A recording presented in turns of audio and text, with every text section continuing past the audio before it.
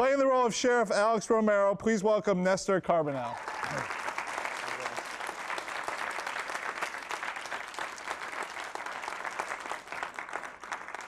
Playing the role of Bradley Martin, please welcome Nicola Peltz. Playing the role of Dylan Massett, please welcome Max Terrio.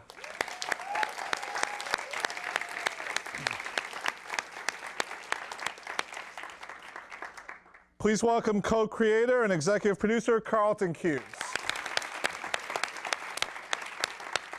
Please welcome our other co-creator and executive producer, Carrie Aaron. Playing the role of Norman Bates, please welcome Freddie Highmore.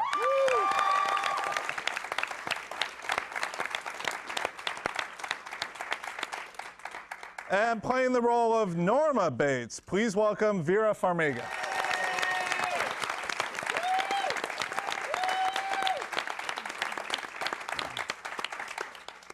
This first question can be for any of you. As I watched this show, I couldn't help but think that in many ways this is a spiritual kin to Twin Peaks and X-Files in the best possible way. And so my first question is, what makes the Pacific Northwest so good at being so creepy? It's misty. It rains a lot, really, isn't it?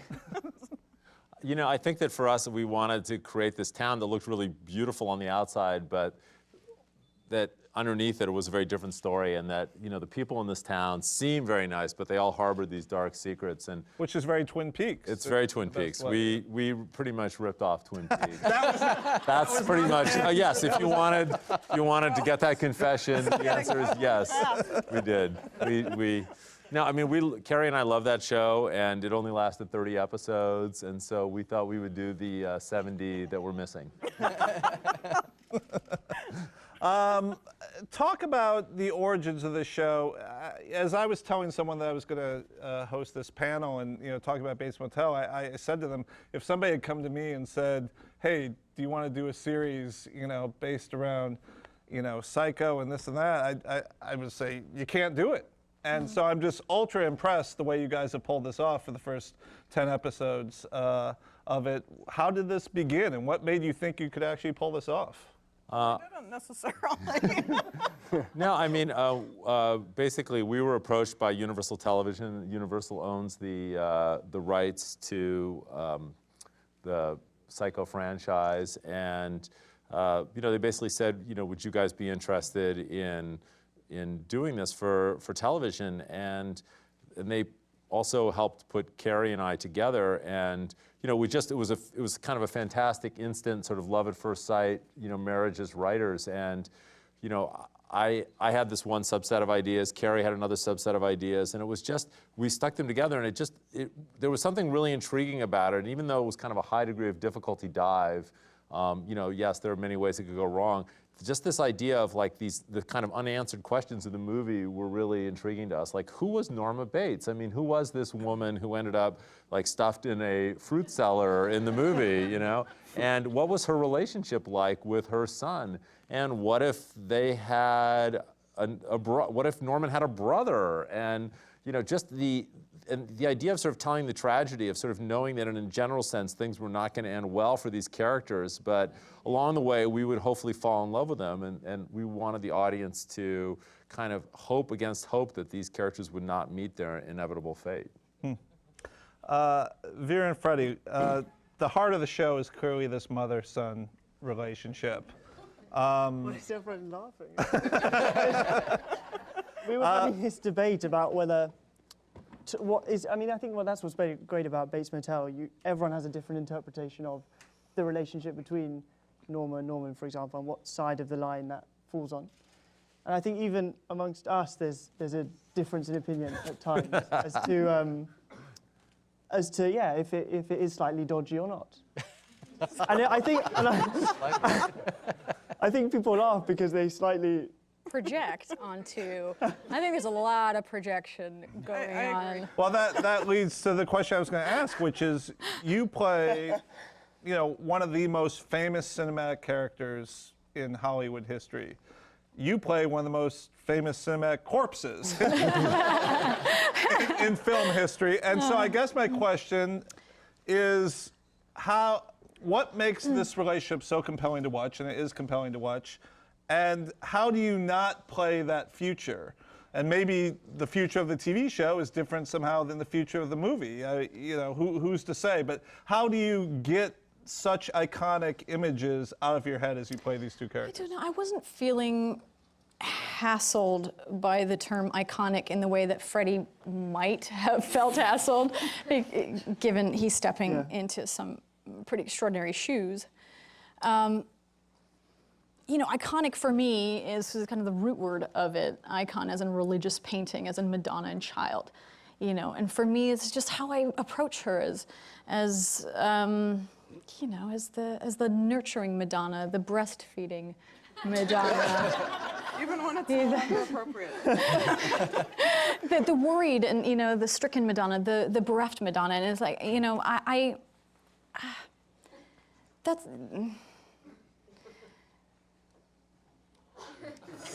Yeah. She's expecting you to answer, Freddie. Yes, well, I guess who would Norman be in that scenario? And talking about, let me just finish, because I was saying, you know, I wasn't feeling hassled by the term, but that's not to say that I'd be lying if I didn't admit that initially I was a little off-put about the interdependence to Psycho. I felt like the purist in me was skeptical, because there's a lot of things, like Carl said, that can go wrong. But, you know, God, they got me on page 2 when with the dialogue in the same breath, Norma turns to Norman and says, "You're such an asshole." I love you, Norman. And it's the exhilaration of feeling that pendulum swing of contradiction that Norma is simultaneously, perhaps being interpreted as twisted and nurturing. And it's like when you encounter sophistication in the creation of a female character, you just, you know, you thank the writers and you claim it. And you've got 2 lunatic composers here that really seem to know the secret, scary places of a mother's heart. Mm-hmm. You know, I don't know. I wasn't feeling hassled by the term icon as far as my character being a spectral image of a corpse. How about you? I guess the nice thing about playing, well, hopefully, unless we completely kind of rejig Psycho, is that I won't die. I think it would be a big shock anyway if Norman just ended up dying. Like, well, no, she's got to be there at the end. So in that way, there's a certain amount of confidence that you have, knowing that you hopefully will be around for a while. Whereas everyone else, at some point or another, not that I would wish that upon anyone, but might be slightly more nervous. So in that way, it was kind of good to have Norman there as the iconic character. It was nice also setting it in the contemporary setting, because I think that gave us all a certain amount of freedom to reimagine that kind of narrative. You wonderful segue to my next question, because I was going to ask about the timing of this series. Obviously, we are in present day. And yet one of the things I noticed, and I assume this was intentional, was there are a lot of nods to the past. There's a record player in the house. When Norman is watching TV, it's often an old black and white program, which is an old producer trick to save money, but I felt it was more than that. I felt it was more than that here, that there was a nod, a timelessness almost. You know, was that something you guys wanted? Was that something a director brought to it? Where did that feeling come from? And talk about it. It wasn't super conscious at the beginning. It really evolved, and I think it started with when very first, we're thinking about Norma and Norman, just literally like what they sound like when they talk to each other, what their cadences are, and how they relate to each other. And for some reason, a 40s movie couple kind of seemed like the way to go. I don't know why, but. Sort of when you think of like a Myrna Loy and David Niven, or just two people who were just really good together on some level, and they kind of work together as a unit. And so then you kind of take that sort of beautiful thing, and then you can put all the other Oedipal knife stuff around it. And it's kind of intriguing. It's kind of an interesting mix. But I think it's interesting because we never sat down and said we want it to be timeless. But it's sort of like every creative, like when Tucker Gates came on, the director. He responded to that a lot. He totally did, yeah. And one of the we basically decided early on that although we were going to tell our own story, that it couldn't really be Psycho without the iconic motel in the house, and those things needed to exist. And in the same way that Christopher Nolan sort of did his own take on the Batman story, but he's kept the Bat suit, the Bat car, the Bat cave, certain icon, Alfred. I mean, all those things. And so we felt like those were kind of critical parts of the iconography of the show that we needed to maintain. And then that also kind of led to a certain timelessness quality, and Tucker responded to it in the script. And so we kind of felt like Norman and Norma's relationship sort of existed out of time, and that they were kind of a 40s couple, and that in a perfect world, they could be together and be really happy, but they can't be because that relationship collides with the modern world in a million ways, and that was a really interesting dynamic to us. Whenever a show works, you can't envision anyone else being the characters than the actors who've been cast. You've got this amazing cast up here now. When you wrote it, how similar were they to the actors who are playing them now, and who maybe surprised you and changed your view of the character? This has literally never happened before in my career, and it will, I'm sure, never happen again, but we got everybody we wanted. Like, it was unbelievable. I mean, right from the get-go, when Carrie and I started talking about the character and we were creating the character, immediately sort of came up, well, the perfect person for this would be Vera Farmiga, but of course she'll never do it. But let's think of it for Vera, because that kind of helped us. And then April Webster, our genius casting director, basically said, you have to get on a Skype call with Freddie Highmore. And right from the get-go, we kind of met him on Skype first, and we were like, well, he's great. And then he's kind of perfect. We auditioned other actors and we realized, no, I mean, he was up here. I mean, he was in his own category, and there was no one else who even came close. And then, April had also suggested, well, you have to, I love this guy, Max Theriault, and we met him. We actually, again, we Skyped with him also, and he was fantastic. And I think that, I really think, I've heard so much from the audience, people saying, God, we love Dylan. He was kind of the surprise in the story, yes, shut up, Max.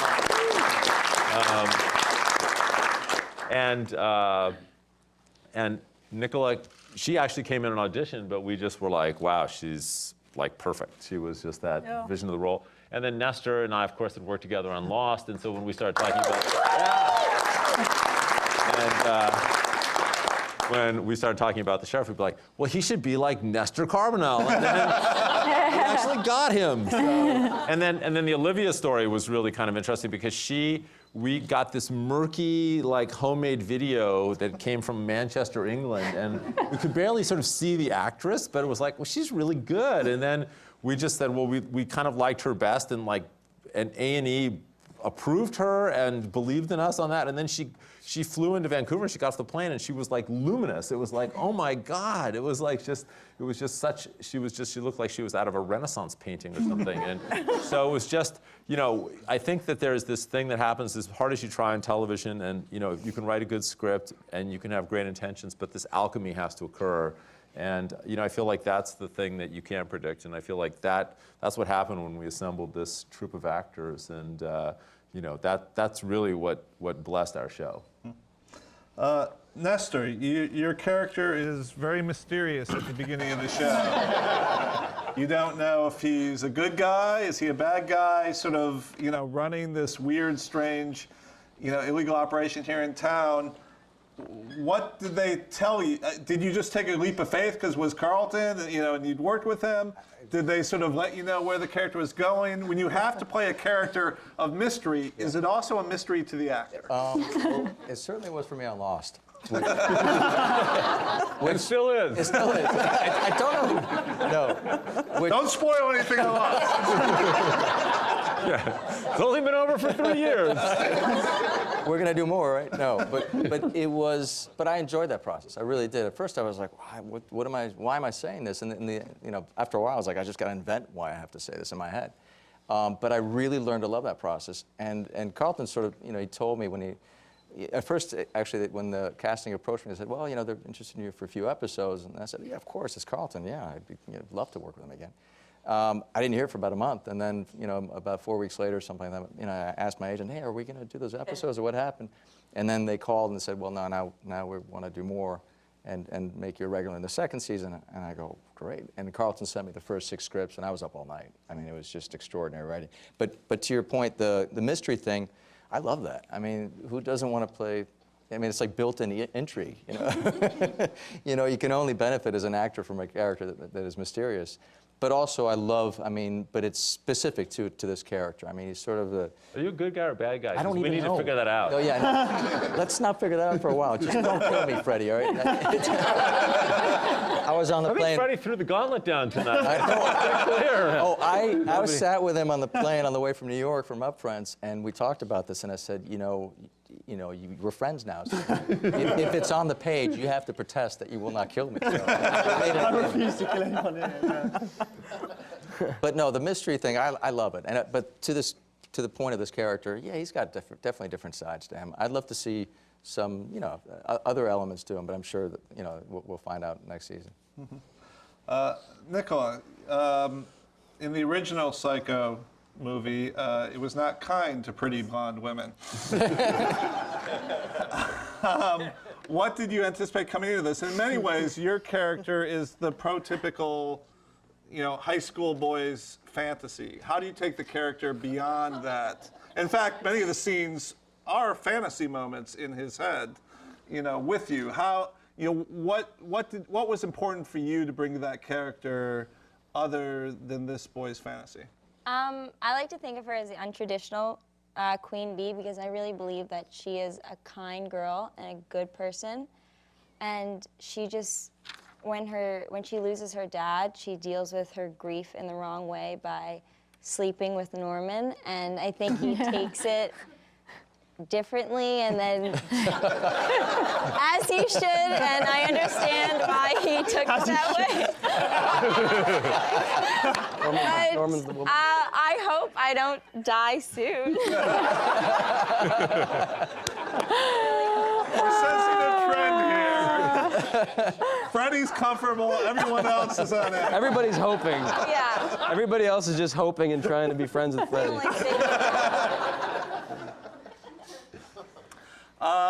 Max, what a transition. Carlton talked about a little bit. Your first episode, you come on strong. Yeah. And you come on very rough to these two characters right here. And I was like, oh man, I'm gonna hate this guy. Yeah. And I think everybody did. And for a little while, I hated myself. and for a little while I did, but I found myself, and it was a gradual process. And you get towards the end of the season, and I will confess that I've seen not only this episode, but the finale, which is terrific, and I encourage you guys to watch it. He almost becomes the most sympathetic character, I would say, in the show. It's a male character. The most sympathetic male character in the show.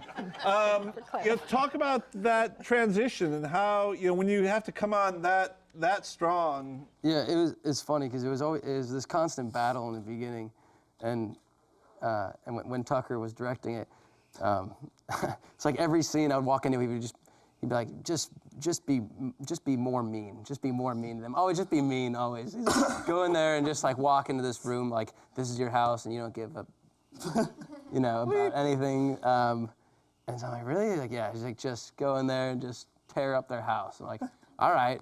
And so like I'm sitting there and I'm kind of thinking as we're filming, like, God, people are gonna hate me. I'm like an ass. I'm being really rude. I'm being like really disrespectful to my mom, like all these things. But obviously, it sets up for Dylan to kind of to change and to evolve into who we learn he is. the most sympathetic pot farm protector I know. Now, Vera, I saw you react there. You were standing up for your character. Tell us what you view as sympathetic. You know, Look, I think to a certain degree we've all had an uphill climb. Coming off of kind of Psycho has. The good mommy image is forever tarnished for Norma, and also, due to the Freudians and kind of their mommy takes the rap. I feel. But I don't know. What do you sympathize most about her? What do you like most about Norma? I think she's like a fact, man. She is determined in her love for this child. I have a sympathy for her. You can reduce the story down to this is a troubled woman who is trying to give her troubled son a life that is enhancing to him. And there's no clear route, there's no clear path as to how a mother who has a neurologically dysfunctional, atypical child makes him healthier or better, especially if she herself isn't that healthy. And, I have no choice but to make a case for her. And like, I don't know, that's what's so fascinating to me. I think psychological studies will say that the brain in love and the brain in mental illness is like has a certain kind of crossover, and and that brain scan is what I'm like studying right now. That Norma, and I know I really do think that it's not a case of like whether she didn't love him enough. I don't think anybody thinks she didn't love him enough.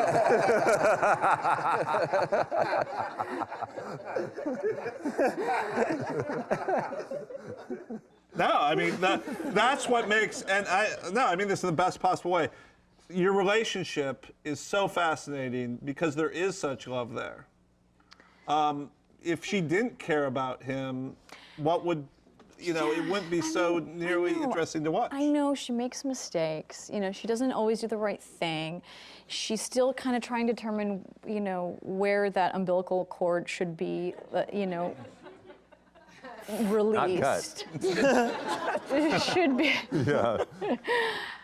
But at the same time, it's like she cannot free him into autonomy or independence yet. He is sick and unstable. How aware of that is she? Because in the show, we see him fantasizing, have these moments and these visions, but we don't seem to be aware that you're aware of it always. How sick does she think Norman is? Look, I think, and this is where we argue about, this is, because I approach any of the sensuality. Discuss. In a very innocent way. And I think for Norma, I think that there's this Tinberger theory, I've researched it a while. It's basically holding therapy. It's Norma thinks that, she probably thinks that his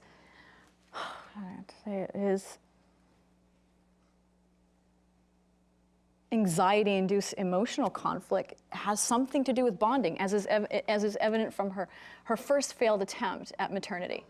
So, so her cure is to bond, and that's the grip that she has on him. She's going to love him through his madness, and and hope, but the thing is, you'll find about Norma is like she herself is troubled, and she is this this dam of a lifetime of craziness, and if she lets that fissure crack, so she keeps like sandpacking the dam, because if she lets that fissure, if she opens herself to, she's a real, roll up your sleeves, chin up, kind of woman, and for her that involves, holding therapy, attachment therapy. Freddie, what's your favorite part of Norman Bates? I guess it's that, the chance to play those different sides to him. and we see that more, as the first season develops. The divisions within his personality and these other spaces that he goes into, and that's just been intriguing. And it's also working with Vera on that. I think in the 7th episode where we kind of see him speaking through his mother's voice and having that as a kind of internal another person within him coming out and trying to express it themselves. And I remember we kind of sat down before and came up with that voice so that it would be replicated in the 2 scenes and they would mirror each other. For those of us of a certain generation, Psycho was a big deal. For your generation, how big a deal or not a big a deal is that movie? How familiar were you with the movie?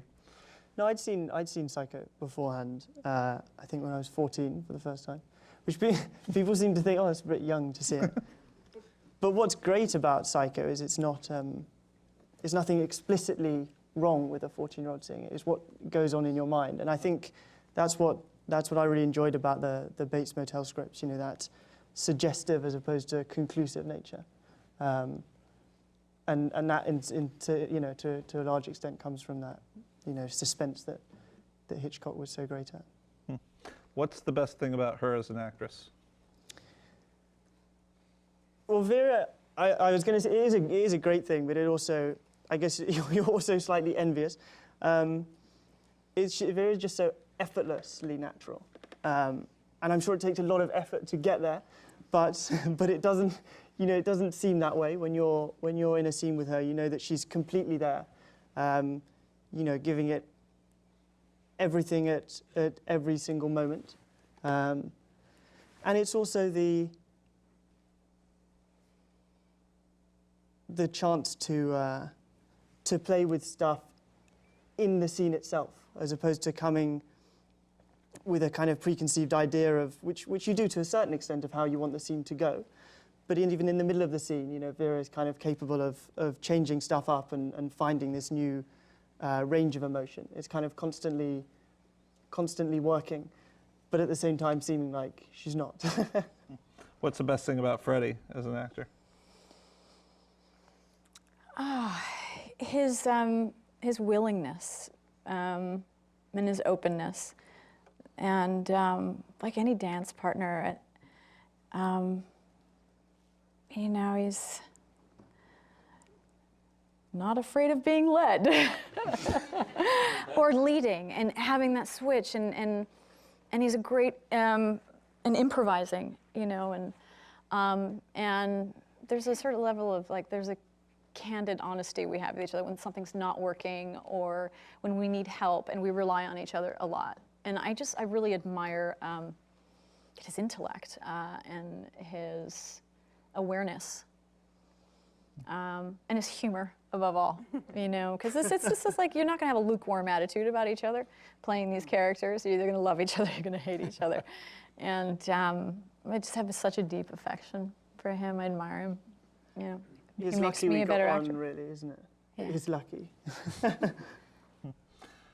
Carrie, we don't have Olivia here today who plays Emma, but I want to talk about her character a little bit.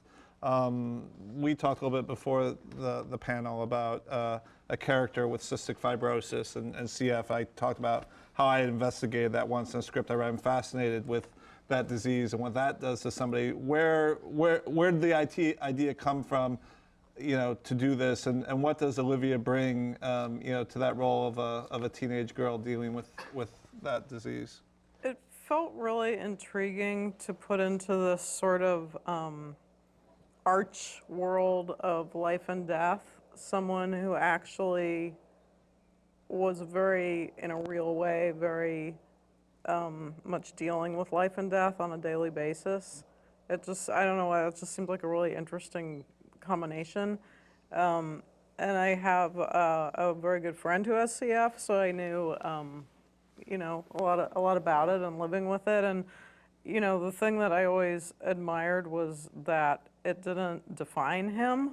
It was sort of the part of him. He was just like, yeah, well, there's that, and it's like, but he just still had all his, goals and wanted to do stuff. And the idea of a teenage girl who would have a connection with Norman because instinctively she could feel that he understood sadness or pain or isolation, and even though they never say that out loud, they both kind of sense that in each other, you know. It's like a secret club of the damaged, you know. And I think, you know, she's if Norman Bates could be saved, I think Emma could have done it.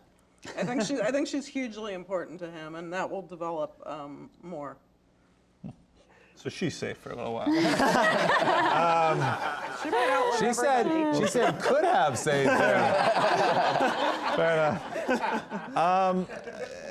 Carrie and Carlton, what's the most difficult thing about writing these scripts?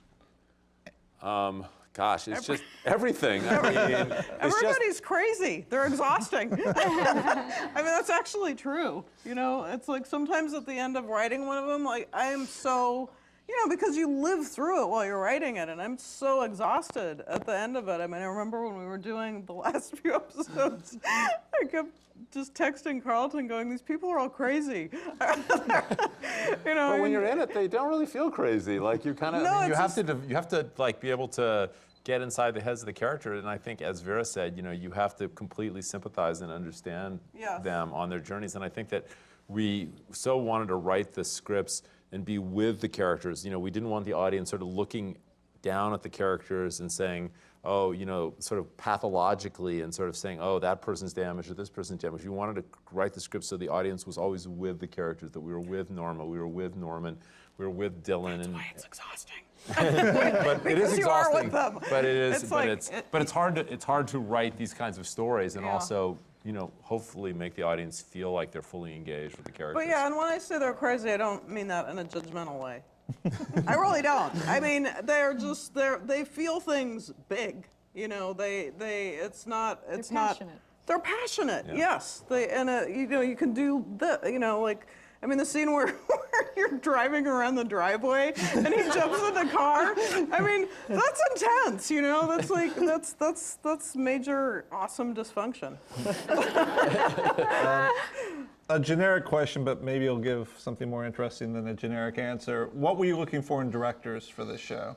What was important for you that they have to bring to the show? A filmic quality. I mean, I think that, you know, we really wanted the show to feel cinematic, that was sort of a kind of a hallmark of Hitchcock's movies, and that, you know, that was another element that we really were consciously borrowing from the movies, was how great a visual storyteller Hitchcock was, and particularly the whole kind of thriller quality to it, you know, where time sort of slows down. So in the pilot, for instance, once Keith Summers is killed, you know, the amount of time it takes for them to clean up the mess and move the body, and how difficult it is, and how do you dispose of it, and all that was, you know, very, you know, Hitchcockian. And, you know, and Tucker Gates, who's our producing director, is, you know, fabulously talented, and, you know, really, and he directed 5 of the 10 hours, and when he wasn't directing, he was helping to guide the other directors who came in. And, you know, that was, I think when you watch the show, it feels, I think, more cinematic than a lot of television shows, and that was kind of an element that we definitely wanted. And I think also because the subject is so dark and sad that we really wanted it to actually look physically sort of gorgeous, you know, to have a beauty to it, so it wasn't just relentlessly dark, you know. And But there's Tucker, also humor too. I mean, you know, I think that was, we Yeah. wanted, like, I think there are other serial killer shows that are really straight. I mean, if you watch The Following and Hannibal, I mean, they're really well made, but the tone is very consistently dark. I mean, I think that we tried to you know, I think this episode you guys saw tonight, I mean, there's a lot of levity. I mean, you've got, you know, Emma eating pot brownies and Norma telling off Raouf on the porch, and which is just like my favorite scene ever. And, you know, I mean, those aren't scenes that you expect to find in a show that's ostensibly about a serial killer, but we don't ever really think that we're writing a show about a serial killer. Yeah. We're writing a show about a family. Alfred Hitchcock famously appeared in all his movies. I believe in the movie Lifeboat, it required a picture of him in an ad floating by in the water. But are we ever going to get an Alfred Hitchcock sighting, even in a picture or something in the background of one of these? By the way, there's a great Hitchcock story. I don't know if it's true or not. Apparently, during Lifeboat, it was before they had video monitors, so the cameraman came to him and said, Mr. Hitchcock, in the shot you set up, it appears that Miss Tandy, Jessica Tandy, is not wearing any underwear. What do you want? And Hitchcock apparently responded, well, what should I do? Call hair, makeup, or wardrobe?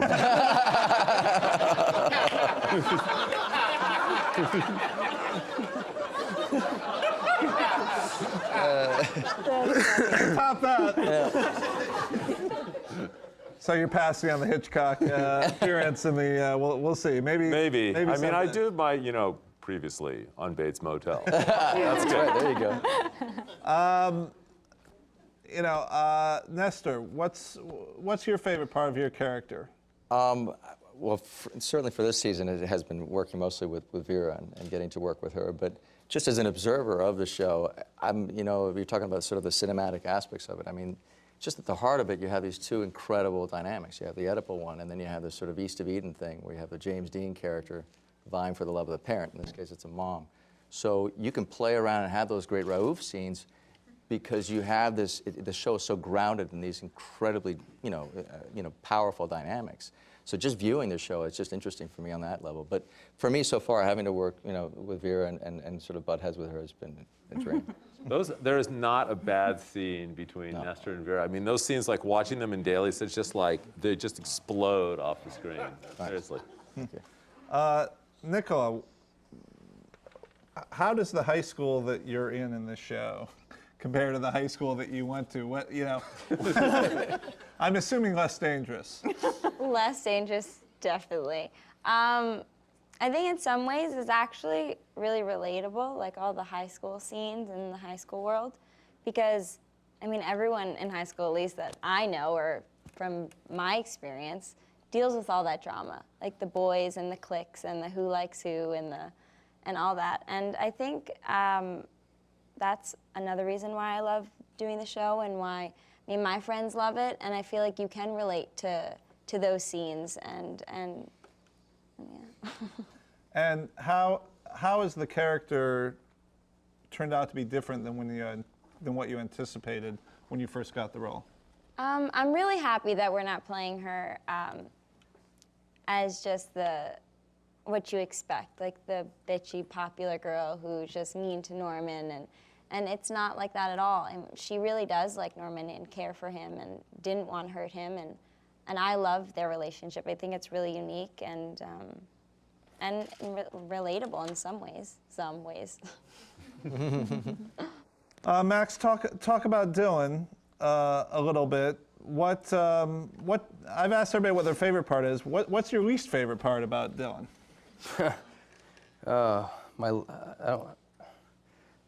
I honestly don't really have one. I know that sounds like the obvious, stupid, like cliche answer, but honestly, everything about him is a lot of fun, and it's also just a lot of fun to be able to kind of screw up their world a little bit, and to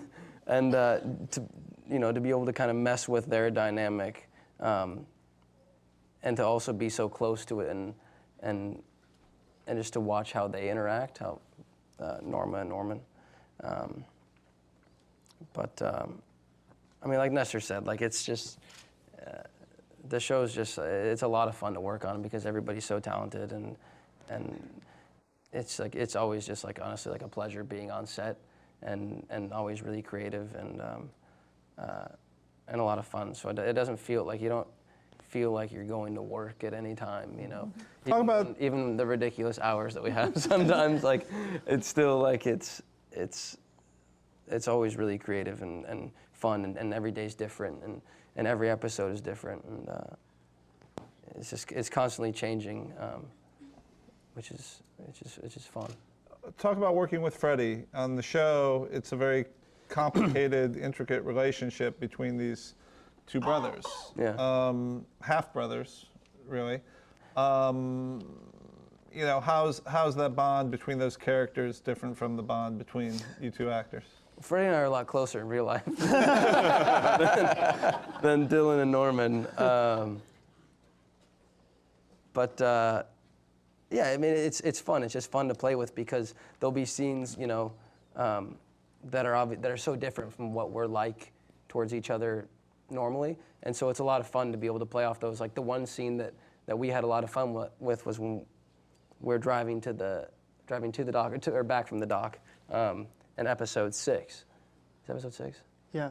And 5 or 6. Yeah. and we just like when we were shooting that, we just had like a really good time. It was like Freddie and I were bonding like in real life, but also in the scene, and so I think it kind of really came off as being that, and we kind of got lost for a little bit because we sort of went on this long tangent of like nonsense. But I mean, it's always you know, a lot of fun, and Freddie's always so professional when it comes time to filming. He kind of he keeps me in shape every once in a while. I'll get out of line. I had more questions I want to ask. I'm told it's time for you guys to ask the questions, so we're going to open up to the audience.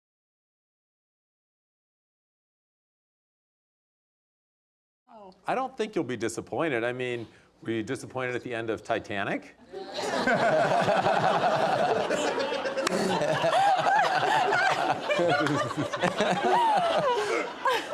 Is this a show that you think can run 6, 7 years long, or is the nature of the storytelling perhaps shorter than that? What's your ideal plan? How long does this show run for?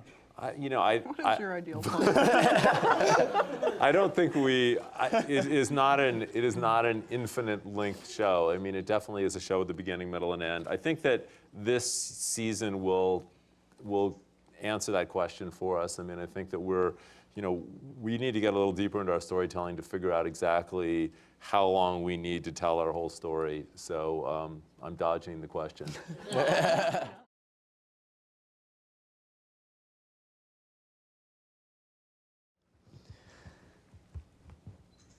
Yeah. Yes. I mean, I guess yes and no. I'd seen Psycho, and then I did rewatch it a couple of times before we started shooting, and I guess that was one source of inspiration. But on the other hand, it was never a kind of an attempt to set out and mimic him. We all felt free to have a kind of fresh start and see how it's also how Norman gets to that position that we see Anthony Perkins in. And I guess it was kind of what Carlton was saying. It's important not to do too much too early. And it's so tempting when you have a character that you kind of know how he ends up. You're like, oh, we can, or a relationship where you think you might know, where it might go, to do so much at the start and kind of show everything off that you imagine about these characters.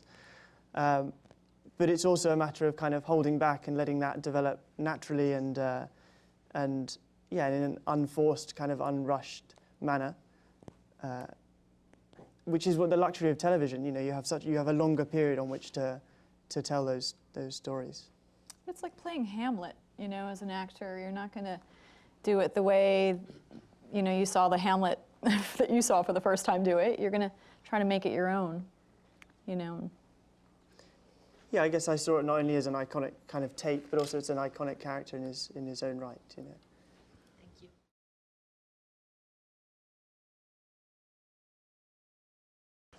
you. In season 2, definitely every character on the show will be attractive.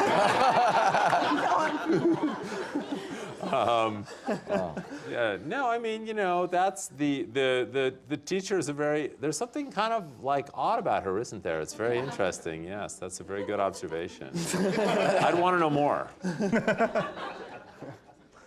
Maybe we'll learn more in the finale.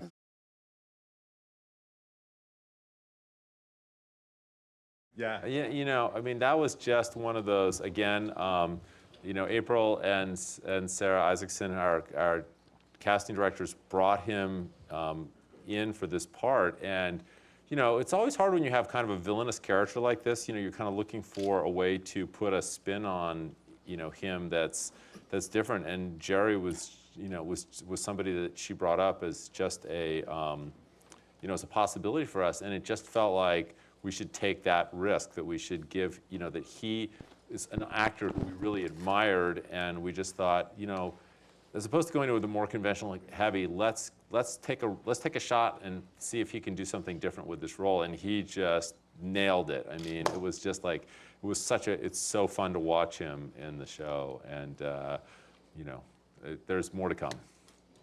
Thanks, that's a good question.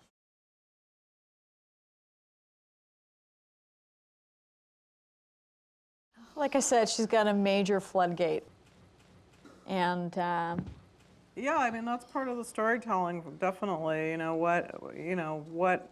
What makes a woman like Norma Bates? How does that happen? And you'll find out in bits and pieces. Yeah. Yeah. Absolutely. Great. Listen to everyone watching or listening on live stream, to all of you here in the audience, thank you so much for coming today. Let's thank the cast and creators of the show of Bates Motel.